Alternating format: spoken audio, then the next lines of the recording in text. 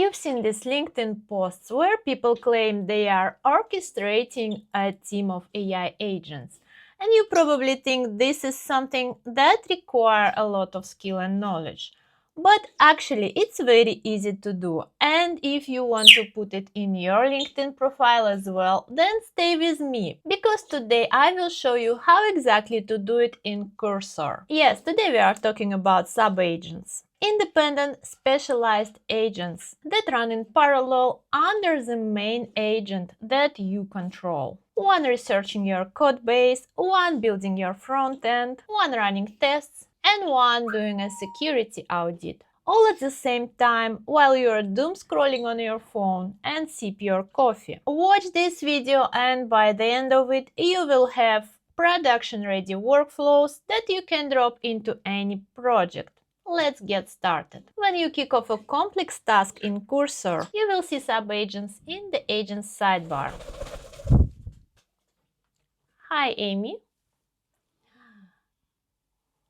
The main agent is orchestrating and sub-agents running in parallel. And Cursor comes with 3 built-in sub-agents. First, Explore. This sub-agent navigates large repos, finds relevant files, and builds context without polluting the main conversation. Second built-in agent is for bash commands. It allows you to run shell commands in isolation, so the main agent doesn't have to stop and wait for the output. And the third built-in agent is browser. Different tools and MCPs interact with the browser, and the DOM snapshots are very messy and hard to read. So this sub-agent filters it down to the relevant results, extracts the important information, and passes it to the main agent. And the coolest thing is that you can also define your own custom subagents. And that's where it gets really powerful. Custom subagents are just markdown files. And for Cursor to pick them up, they need to be in a specific folder. If you want to have your agents related to the project, then in the project root you need to create a folder .cursor/agents. And if you want to share your agents between the projects, then you create it in the home directory. So each markdown file in this folder is a subagent. You need to follow a specific convention. First, YAML metadata for your agent for Cursor to understand when to call it, and then instructions for the subagent. And here you can see an example. So first, let's break down each metadata field in the YAML formatter section. Name. This is a required field and Cursor will use it to reference this agent internally. Then description, and this is critical. The main agent reads it and decides what to delegate to this agent. Write it as a job description. Be specific, not vague, but don't make it too long. Do not clog your context. Then you can define a model for each subagent. You can set it to inherit, then it will use the same model your main agent uses, or set it to fast, and then Cursor will use the cheapest and fastest model appropriate for the task. You can also hard code a specific model ID if you know exactly which model you want to use. You can also set a read-only parameter. Set it to true if you want this agent to only read and analyze your code, but don't want it to edit. That's really useful for reviewers and auditors agents. And the last one is background. This parameter set to true makes your agent asynchronous. The parent agent will not wait for it to finish and just continue working. Now let's try and create our first sub-agent for a real-life use case. So I open my project in Cursor, and first thing I'm gonna do is to create a directory where our sub-agents will live.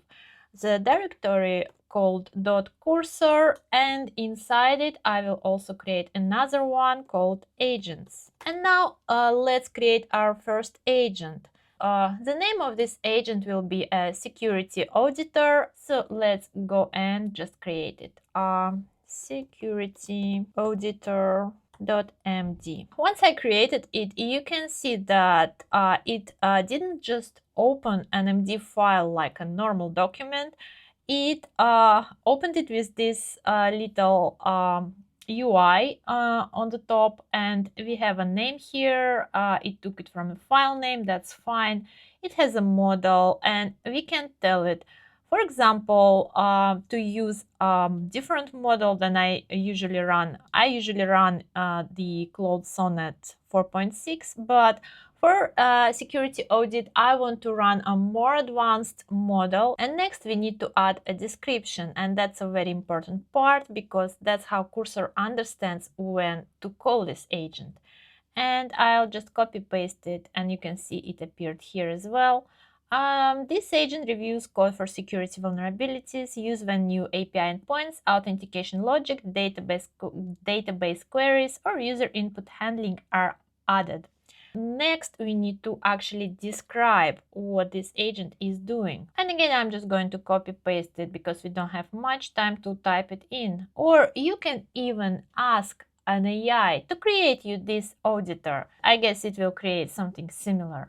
So what this subagent will do, as a senior application security engineer, it will review the code and check for the following issues. And for every finding, we'll report the file and line of code with the issue, severity, the attack vector, and specific code fix. What else can we do here? We also can tell it to run in the background, and it will add this parameter is background true, and we can make it read only because we don't want our auditor to change code. We only want it to read, analyze, and report back about the issues. Okay, so now let's save it and let's try to use it. Okay, now let's see our subagent in action. Just on a side note, I just realized that I don't have a Cursor Pro subscription anymore. I canceled it because I got another one from my work. And that's why I changed the model to auto here, because in free Cursor tier you cannot use models of your choice. And unfortunately, they also removed an ability to add an API key. So there is only auto model, but that's fine. It will work for the demo anyway. So let's test it. And what I'm going to do, I am going to tell Cursor to create a form for login and password. And I also tell it to store login and password in the local storage of the browser. This is obviously not something you want to do in real life. This is very insecure. But we want to trigger our security auditor subagent and see if it will work. Anyway, let's do it. Create a login form for username and password and save the user input in the local storage of the browser. Call security auditor subagent to verify the code. And I will submit, and let's see what will happen. And you can see that it also uses different skills. It uses my superpowers plugin that kind of helps to write better code, but it consumes a lot more tokens than just normal requests. So this is kind of a trade-off, but anyway, so it did something, and now you can see that it called our subagent, and if you click on it, you can see what's going on inside of this subagent in its own chat, in its own context. And you can see that the security auditor completed and it adjusted our code to the requirements to be safe. So basically, it saved only username in the local storage, avoiding the insecure pattern of storing plain text password. This worked, and it also gave me a subagent result. And interestingly, it applied the fix even though the subagent has no right permissions. So the main agent acted according the subagent findings and fixed its code. That's quite interesting, but anyway, you can see it works and it is quite helpful. And if by any reason your sub-agent didn't get called automatically, you can also still do it manually using this / commands. Just start typing the name, and it will pop up here, so you can select it, it will get highlighted, then you just type whatever you want it to do and it will work. So that's our demo. You can see how useful it is and how to set up it in your own code.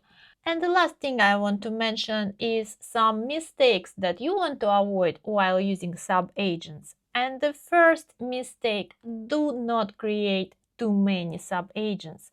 Yes, when you see how powerful they can be, it is kind of tempting to go and create 20 sub-agents for any small use case. But if you do create too many agents, then your workflow can easily become a mess, and your main agent will spend more time just deciding to which agent to delegate the tasks instead of actually performing them. So start with 2 or 3 agents and see how it goes. Another very common mistake is using vague names and descriptions for your agents. Main agent uses descriptions to understand which tasks it can delegate to the agents. And if your description is too vague, then the main agent can try to delegate everything to this sub-agent or nothing. So try to be as specific as possible to make this automated delegation work. And the third mistake, try to avoid running multiple agents on the same files.